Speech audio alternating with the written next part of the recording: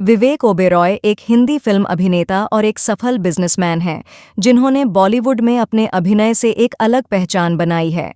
वे अधिकतर हिंदी फिल्मों में अधिक दिखाई देते हैं। ओबेरॉय का जन्म हैदराबाद, तेलंगाना में हुआ था। उनके पिता सुरेश ओबेरॉय एक दिग्गज बॉलीवुड चरित्र अभिनेता और माता यशोधरा ओबेरॉय हैं। इनके पिता मूलतः पंजाबी हैं।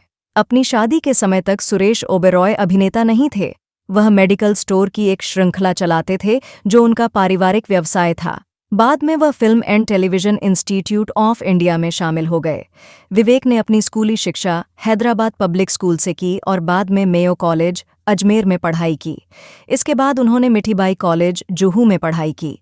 लंदन में एक अभिनेता की कार्यशाला में उन्हें न्यूयॉर्क विश्वविद्यालय के निदेशक द्वारा देखा गया, जो विवेक को न्यूयॉर्क ले गए, जहां उन्होंने फिल्म अभिनय में मास्टर डिग्री पूरी की। विवेक ने भारत में एक पटकथा लेखक के रूप में भी काम किया। विवेक ओबेरॉय का पूरा नाम विवेकानंद ओबेरॉय है। उनका नाम हिंदू संत स्वामी विवेकानंद के नाम पर रखा गया था। उनके पिता और दादा स्वामी विवेकानंद के अनुयायी थे।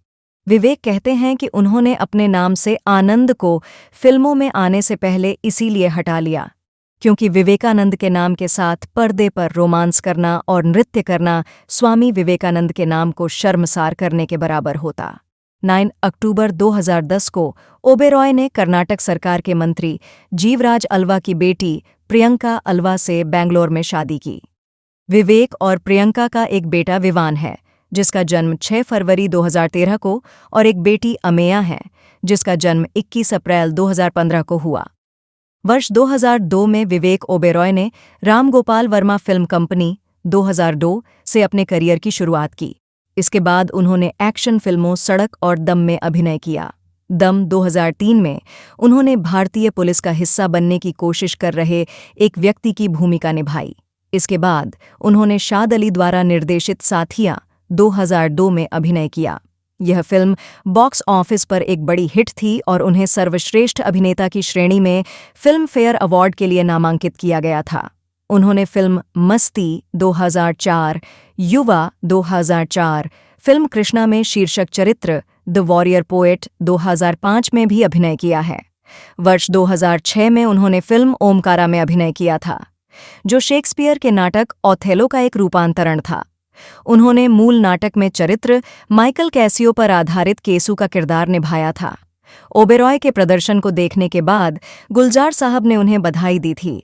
वर्ष 2007 में उन्होंने शूट आउट 8 लोखंडवाला फिल्म में गैंगस्टर माया डोलास का अभिनय किया था। विवेक ने 2011 में वॉच इंडियन सर्कस नामक एक फिल्म का निर्माण किया। फिल्म को 16 वेन बुसान फिल्म फेस्टिवल में चित्रित किया गया था, जिसमें दर्शकों के रूप में हजारों लोग थे।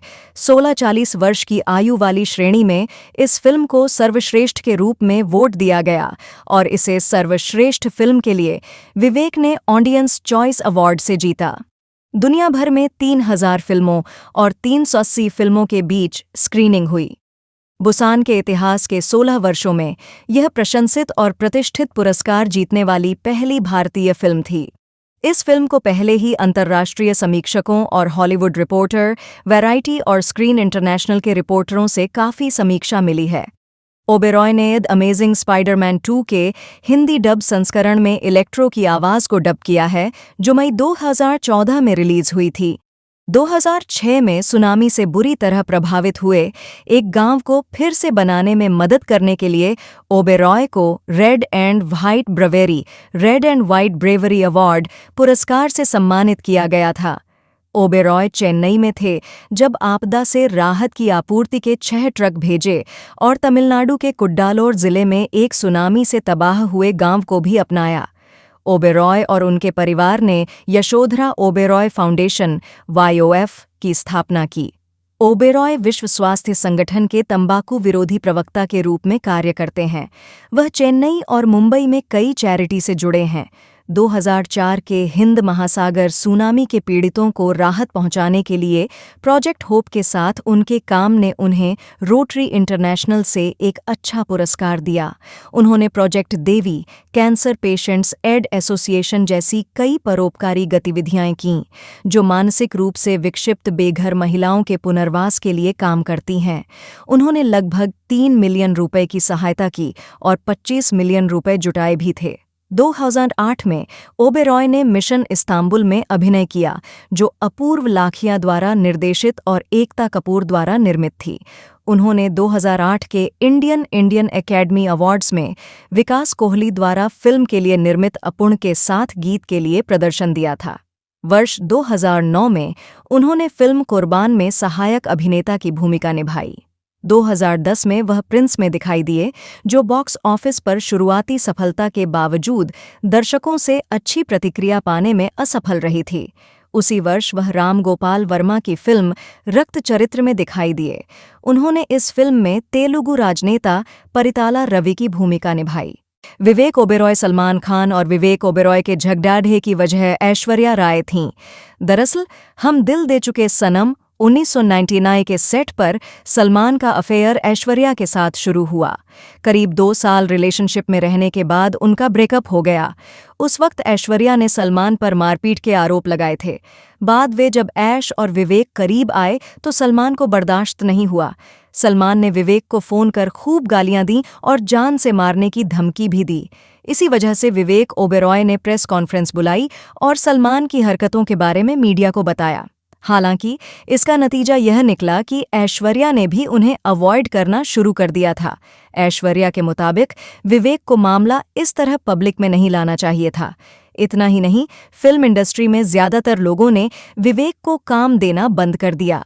हालांकि सलमान कई इंटरव्यू में यह कह चुके हैं कि उन्हें विवेक से कोई व्यक्तिगत दिक्कत नहीं है और उन्होंने किसी से उन्हें काम देने के लिए मना नहीं किया। विवेक ओबेरॉय इन दिनों नरेंद्र मोदी की बायोपिक को लेकर चर्चा में हैं। वे इस फिल्म में लीड रोल कर रहे हैं।